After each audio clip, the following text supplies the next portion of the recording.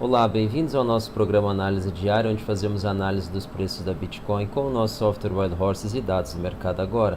Nosso programa tem 5 edições semanais, ele roda diariamente, exceto às sextas e aos domingos. Aos domingos nós temos o especial Altcoins, onde fazemos a análise dos pares Ethereum, Litecoin e Bitcoin Cash cotados em BTC. Claro, eventualmente quando nós temos aí eventos extraordinários, como aconteceu aí nesse final de semana, BitConf 7 edição em São Paulo, no Centro de Eventos Rebouças, então nós estávamos participando, a gente cobriu um pouco o evento do nosso ponto de vista em alguns momentos e fizemos aí uma transmissão direto dali, então acabamos então não fazendo esse final de semana a nossa análise especial de pares altcoins.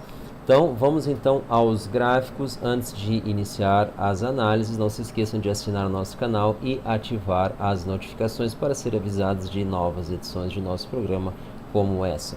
Aqui nós temos, diferentemente dos demais dias que a gente faz análise, essa aqui não é análise para amanhã, essa aqui é análise que a gente tinha feito para hoje. Então, ela foi rodada ontem, exatamente logo após as 21 horas, nós fizemos a coleção dos dados e depois nós rodamos a otimização, obtivemos esses gráficos aqui, só que nós não tivemos oportunidade de gravar, então, na noite de ontem, durante o dia de hoje, então, e fazer essa transmissão para vocês. Nós vamos estar fazendo isso agora, então provavelmente entre hoje e amanhã nós vamos estar fazendo assim, até mais adiante aí, quem sabe na quinta para sexta-feira tá normalizando isso, vamos procurar estar fazendo isso para vocês. Mas essa análise aqui, em especial esse gráfico, ela tem uma vida um pouco mais longa do que apenas 24 horas ao máximo, em função da perspectiva de prazo um pouco mais longo que ela dá quando a gente fala em dias, então ela mostra um pouco a direção em que o mercado está se movendo, isso é bastante importante. Aí o que a gente vê?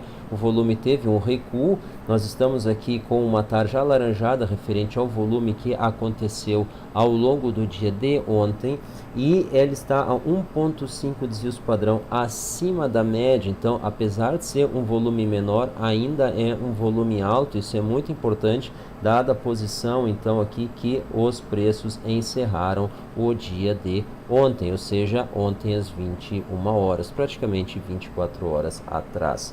Vamos dar uma olhada então no que foi a nossa previsão para esse dia de hoje. Então, a gente pode ver aqui, ela foi rodada no dia 5, nós fizemos aí a execução desse algoritmo para o dia 6, ou seja, para hoje. E aí o que nós tivemos? Nós tivemos a predição aí em 5.774 títeres, a gente depois deu uma conferida ali, nós terminamos o dia em 5.750, foi quando justamente nós tivemos aquela última alta que foi o início do candle das 21 horas, então bastante interessante aí esse nosso resultado. A gente continua ali, como a gente já tinha apontado na última análise, uma dominância relativa em torno de 50% aí do volume na determinação dos preços, e a gente pode ver aí o erro aí um pouco acima de 1%. Então, esse tem sido aí o nosso padrão, então vamos rapidamente aí entrar na mercado agora. A gente começa o giro aí com Litecoins, blockchain e criptoeconomia e Juno 2.0, as menores taxas do mercado, os melhores preços e atendimento personalizado. Então aí quem sabe aí mais uma exchange entrando aí no mercado ou se anunciando. Então é importante aí esse tipo de divulgação, porque cada exchange vai conseguir seus clientes, eventualmente aí clientes que já são de outras exchanges, mas eventualmente novas pessoas passem a usar a Bitcoin. Mais abaixo aqui na homepage aí da Litecoins, vocês vão ter uma matéria ali que mostra que 9% da população americana, né, e aqui que nós estamos falando, a população é de 300 milhões, então 9% aí está falando aí de praticamente 27 milhões, seria equivalente aí a, quem sabe aí, São Paulo, Rio de Janeiro e mais alguma outra capital aí junto. Então já tem então bitcoins, né? Então muito interessante isso aí. Evidentemente a quantidade não importa de quantas bitcoins essas pessoas têm, mas só o fato delas terem uma conta aberta e terem algum depósito, já terem feito então uma compra e terem aí dentro da sua carteira ou mesmo na própria exchange uma quantidade de Bitcoin, eventualmente outras altcoins, é muito importante. E aí a gente entra então no CoinMarketCap, nesse momento aqui, o benchmark da Bitcoin em 5.788 dólares. A gente pode ver aqui pelo gráfico que ela está praticamente flat nesses últimos dias. Isso aí é positivo, nós estamos aí no topo da nossa movimentação, melhor momento que nós tivemos aí, quem sabe aí desde janeiro para cá. Então bastante positivo isso. O Ethereum então ganhando vida, a gente tinha comentado aqui, inclusive aí a gente respondeu um comentário aí dos nossos vídeos. Já se ia subir as altcoins, a gente disse que elas já estavam atrasadas, e aí o Ethereum aí parece que acordou, então tava aí, chegou a 161 dólares, é baixíssimo, está em 178, apesar de, muito interessantemente, isso aqui parecer alto. Eu me lembro quando nós perdemos os 200 no Ethereum, 180 era muito fraco. Eu me lembro que a gente até comentava em nosso grupo de discussão, disse, olha, não entra, ainda que está fraco, isso não fez fundo, acabou indo até os 80 dólares. O Ripple parece que ainda não está conseguindo fazer essa movimentação, ela continua aí preso aí nos 30 centavos, Bitcoin Cash aí de certa forma flat, mas já próximo aí aos 300 dólares, que a gente acredita aí que é um patamar importante, pode servir de fundo aí para essa movimentação. A Litecoin então 77 dólares, ela já deveria estar aí na casa dos 80, quem sabe, mas ainda está tendo uma dificuldade. Mas a EOS vem se aproximando então dos 5 dólares, e a Binance então continua dentro dos 22, 25 dólares. Então a gente pode ver algumas das altcoins, em especial o Ethereum aí buscando aí esse espaço, esse gap que ela tem em relação à Bitcoin, vem buscando fechar isso, a Bitcoin fazendo uma movimentação flat junto ao topo, e talvez seja agora o momento aí dessas altcoins aí, essas principais, estarem buscando aí compensar essa diferença, porque elas estão bastante atrasadas nesse movimento. Vamos dar uma olhada no volume, a gente vê BitMEX 2.5, o volume aí vem caindo, a gente estava com 4.5, OKEx 1.2 mantendo um volume elevado sim, e Binance, pois é, né? Logo abaixo de 1 bi, então um volume mais fraco aí, essa é a nossa realidade. Nós não acreditamos, apesar dessa alta aqui, que a gente venha passar dos 5.830. Seria muito bom estar errado dessa maneira, mas a gente não acredita aí que isso venha a acontecer. Está quase no final dessa hora, agora 21 horas e 57 minutos, esse candle aqui está perto do fim, e nós estamos perto dos 5.830 com um grande volume, então nós precisaríamos aí mais volume agora para estar fazendo o rompimento, mas o volume, como está mostrado no CoinMarketCap, não nos parece suficiente, então vamos aguardar isso daí.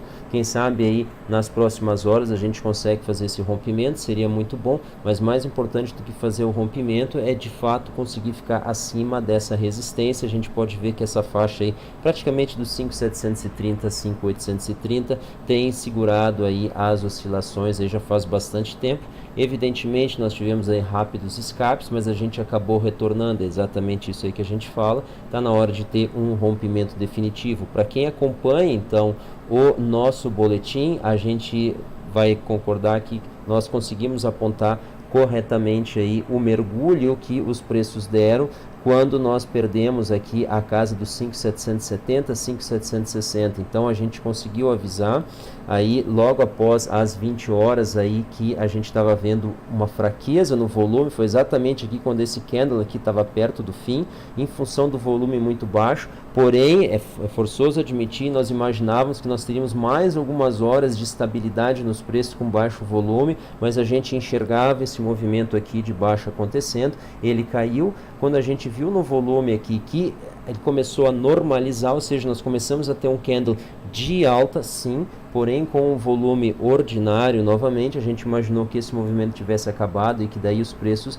retornariam ao normal. Isso começou a acontecer, mas depois nós tivemos mais um ataque, mas a gente pode notar aqui como o volume dos candles de baixo foi muito menor do que os volumes do ataque anterior. Portanto, os 5.600 foram capazes de fazer aí suportar os preços e aí nos permitiu uma recuperação. Resultado disso tudo, estamos agora acima dos 5.800, bastante próximo dele, é verdade. Pessoal, antes de encerrar a análise, eu gostaria de comentar Fibonacci com vocês. Então, contar uma rápida história, porque a gente vê as pessoas utilizando a ferramenta e se referindo às razões ali dos 61%, 10%, etc. Então, do Fibonacci, até onde é que ele pode se expandir e tal, porque é uma ferramenta gráfica que está disponível aí na maioria das plataformas. Então, a gente resolveu fazer um rápido comentário, isso pode levar, quem sabe, uns 5 minutos. Por favor, tenha um pouco de paciência, a gente considera que é importante, em especial, a conclusão. Então, vamos lá. Fibonacci, de onde é que isso vem? Fibonacci é o nome do cidadão, não é como ele é conhecido, na verdade é filho do Bonatti. Isso foi no ano de 1300 aí na Itália. Então esse cidadão aí, ele estudava população de coelhos. E aí ele notou uma relação entre a quantidade total de coelhos que existiam. E aí que vem a série de Fibonacci, onde que ela basicamente é 1, 1, 2, 3, 5, 8, ou seja, cada dígito é a soma dos dois anteriores. Então começa com 1, 1. Aí o próximo é 2, porque os dois primeiros eram 1. Aí tu tem 2 e 1, 3. 3 com o 2 anterior tu tem o 5. 5 com o 3 tu tem o 8. 8 com o 5 tu tem o 13. E assim vai indo. 13 com 8, 21. E assim tu vai somando. Então isso aí, ele viu que essa fórmula, essa regra, era bastante boa para determinar com uma exatidão suficiente a quantidade totais de coelhos que ele tinha. Mais importante disso, e aí onde é que vem um ponto interessante, a razão entre o número e o anterior está representada nesse gráfico. Então 1, 1, 1 sobre 1, 1, 2, 1, 2 sobre 1, 2. E assim vai indo. Então 3, 2, 3 sobre 2, 1.5. E aí nós temos o terceiro aqui. E aí vem 5, 3. Né? 5 sobre 3, 1.66. E assim vai indo. Então a razão entre os números, entre o atual e o anterior, entre o atual e o anterior, entre o atual e o anterior, ao longo da série de Fibonacci, vai convergindo de uma maneira alternada a um número fixo, definido, porém irracional, ou seja, ele tem precisão infinita. E esse número aqui é a razão de ouro. Ele não é 1.618, ele tem infinitas casas decimais.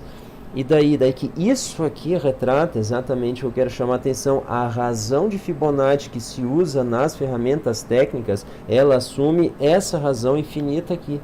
E essa razão infinita, ela só é atingida quando nós temos infinitos termos.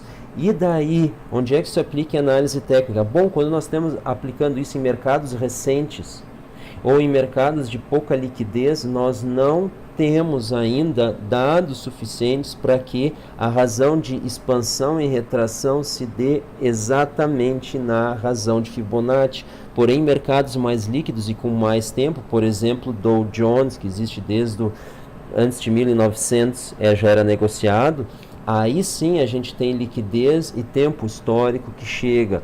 Então, ouro, café, esses mercados mais tradicionais, mais antigos, né, as commodities agrícolas, metálicas, etc. Então, esses mercados já têm um histórico de negociação, um volume de negociação grande suficientes para que a razão de ouro consiga se manifestar nas suas retrações e expansões. Isso é a primeira coisa. Então, em mercados de pouca liquidez ou de menor tempo de vida, e aí a Bitcoin se encontra nisso. Então, o que dizer das demais altcoins? Então, vocês não vão encontrar ali a razão de ouro, porque ela ainda está sendo formada, ainda está nos seus estágios iniciais, tá? Se eu tivesse um pouco mais de tempo, eu ia falar de como isso é uma confirmação das ideias de Pitágoras, que via nos números inteiros a explicação de tudo, e justamente como ele ia explicar então os números irracionais. Isso aí não foi possível, então Fibonacci acaba sendo a confirmação disso. Então, pessoal, essa foi a nossa análise de hoje. A gente chama atenção para quando vocês vão usar esse tipo de ferramenta, vocês terem em mente que vocês estão usando isso no mercado mais recente ou no mercado com menor liquidez.